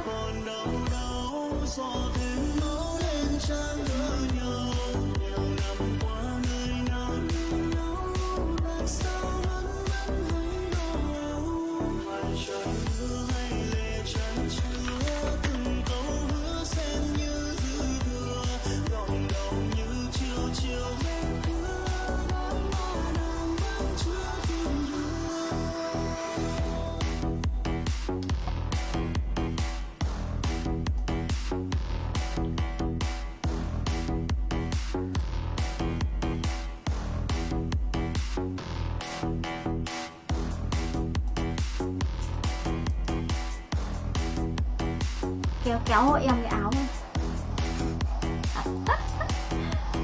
Kéo hộ em cái áo này. Giờ có mỗi anh đang xem live thôi. Kệ 10 người xem thì sao? Chẳng qua là 10.000 người đấy, nhưng chẳng qua là mất chữ K thôi. Không biết gì. chấm chung trà trường ấm vội che nón quay theo ba tầng bạn chỉ ấm không còn hơi ấm làm sao chấm dứt bao khổ đớn ngày hôm nay chôn mong trong trắng giờ in dấu thiên thu vĩnh hằng thềm cô chiều chiều phát nắng phát chỗ nào anh chẳng anh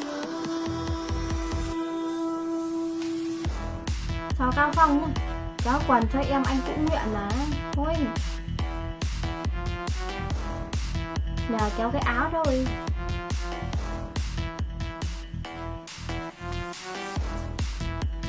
Xin lỗi anh em đang xem nhé.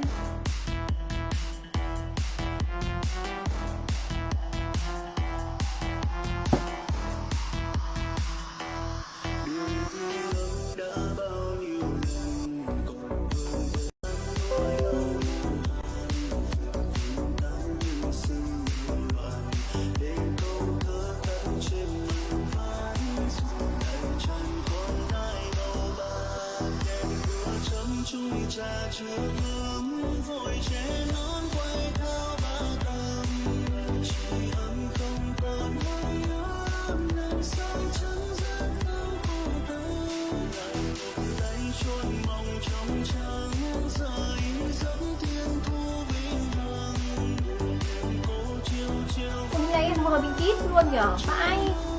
Không hiểu là sao nhỉ?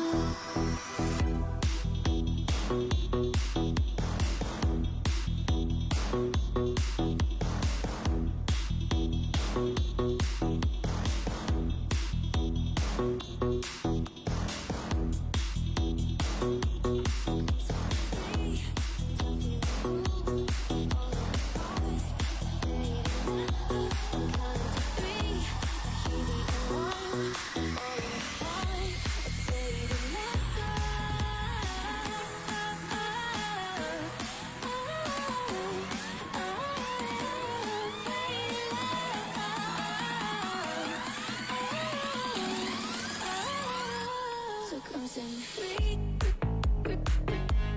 Come set me free.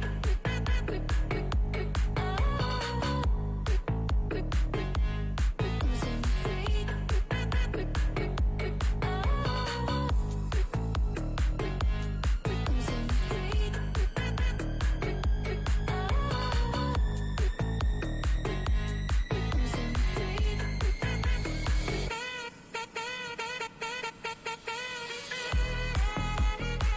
Mẹ anh cứ hỏi ai đấy à, thôi anh bớt đi. Bớt đi anh.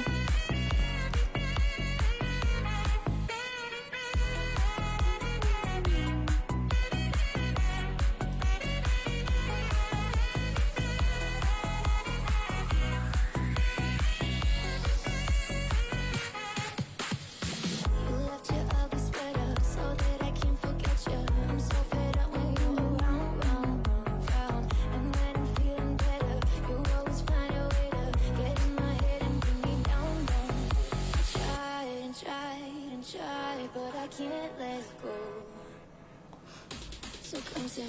Chẳng biết mẹ anh hỏi anh biết trả lời thế nào.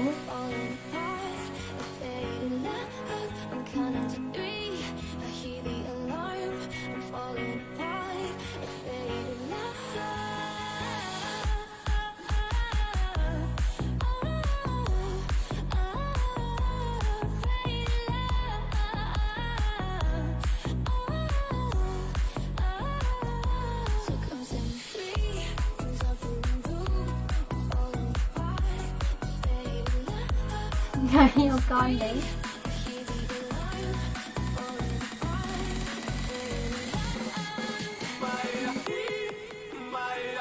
À thế hả?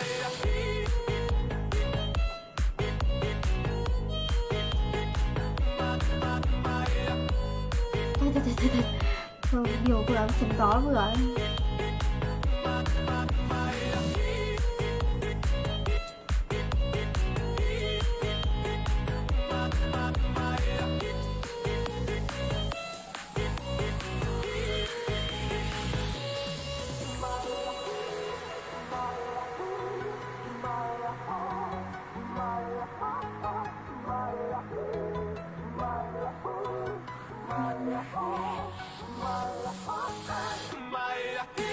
Thôi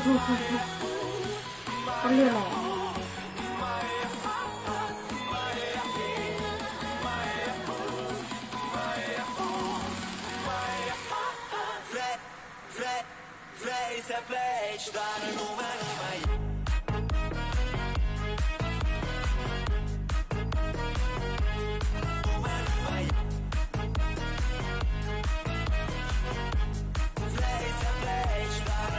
Mai anh bốc cả ghế cả người like cho em xem á.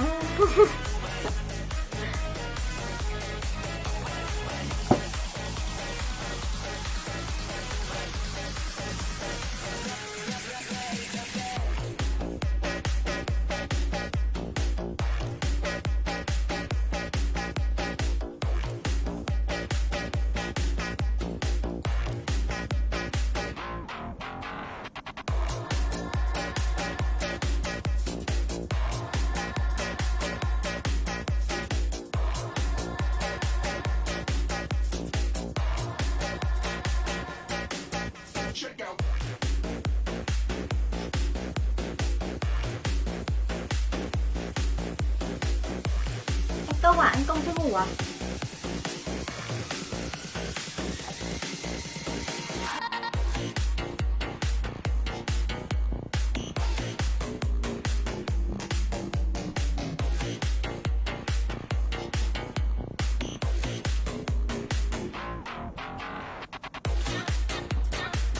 Em ngủ đây.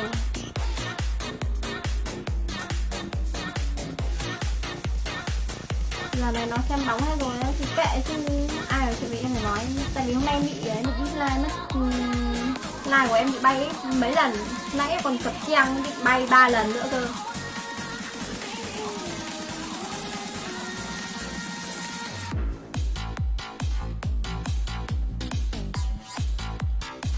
Nay Facebook nó bị dở dở ương như sao á.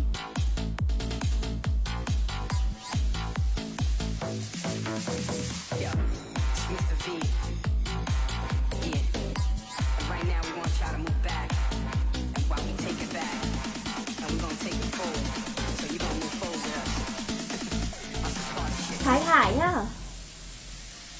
Yeah, come on.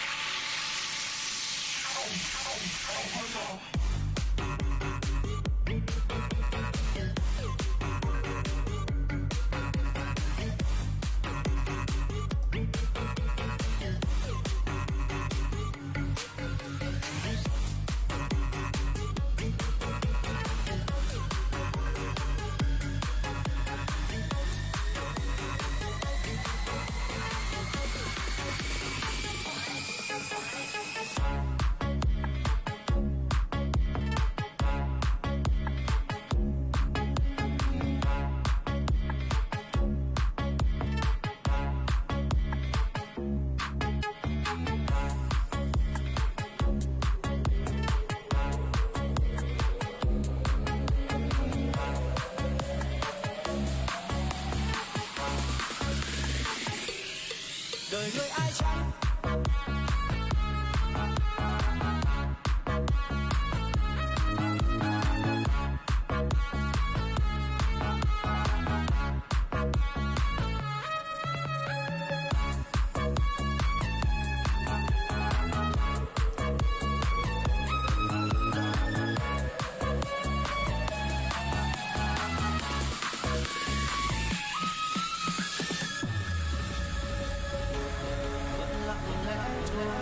ai cũng vậy thôi lòng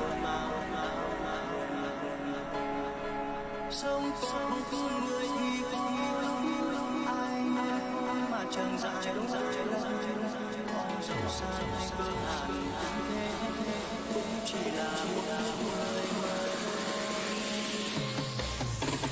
làm người phải có trước sau hãy sống làm sao cho trọn nghĩa vẹn tình ai chẳng mơ lụa là thấm vóc nhưng kiếp người được mất tại thiên xin đừng mang nghĩa tình ra đâu đến đừng lấy ước mà đo lòng người đời người ai chẳng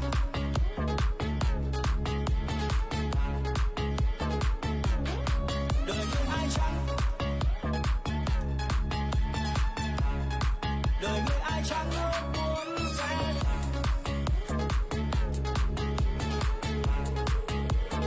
Còn anh ngồi đi. đời người ai chẳng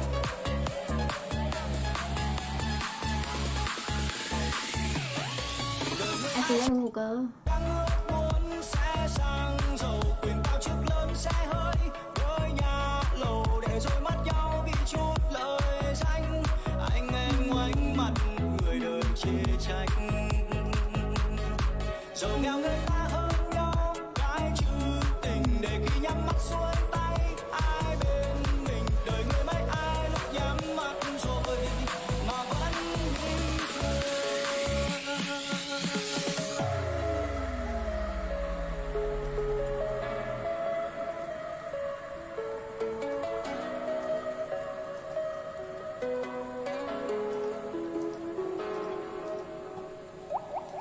lúc bé tưởng đời đẹp như mơ lớn lên một chút thật bất ngờ cuộc sống bon chen đến nghẹt thở đêm về chăn trở chuyện tương lai bởi đời nhiều lúc đúng và sai như kiểu bàn tay úp rồi ngửa đôi lúc chẳng biết tin ai nữa ngược mặt lên say rồi thở dài nhận nhịn rồi đi là mãi mãi ngày mai tự khắc sẽ an yên đừng quên kiếp người chia tay ai rồi cũng sẽ phải quay đi đời người ai chẳng